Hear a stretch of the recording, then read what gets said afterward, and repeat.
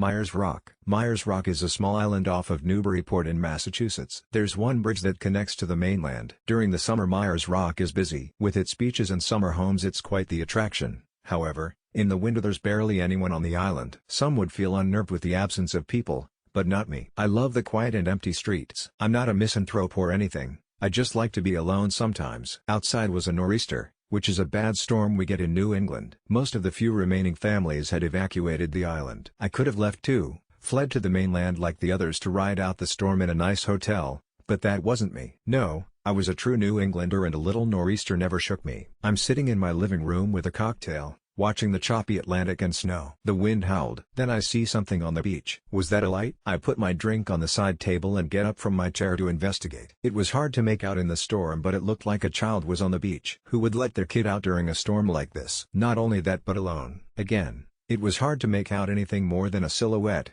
but I was sure it was a child. Fearing for its safety I threw on my boots and jacket and headed outside. This was quite the storm. The wind gusts had to be 60 miles per hour and at this point snow had accumulated, making the trip to the beach quite the daunting task. There's a set of steps which lead down to the beach. I strained to see. I no longer saw the silhouette, but I still could see the light. It was slowly making its way down the beach and toward the wildlife refuge. Once on the beach I head toward the refuge. I couldn't see the light anymore, but I knew the child had gone down the path. I carefully navigate through the snow when suddenly I see the light. Quickly I make my way toward it shouting. When I catch up to it I freeze. It wasn't a child. It was small like one, but it was some sort of creature. It had long hair all over its body, red eyes and a fanged mouth. In its small hand it was carrying a lantern. Around its waist was a sheathed blade. For a moment we just stare at each other. The creature was studying me. I assume it's trying to assess my threat level. Then it hisses and disappears. What had I just witnessed? It reminded me of the myths of the Wampanoag tribe, specifically about the Pukwudgie. Whatever it was gone now and the storm was picking up. Once back in my house,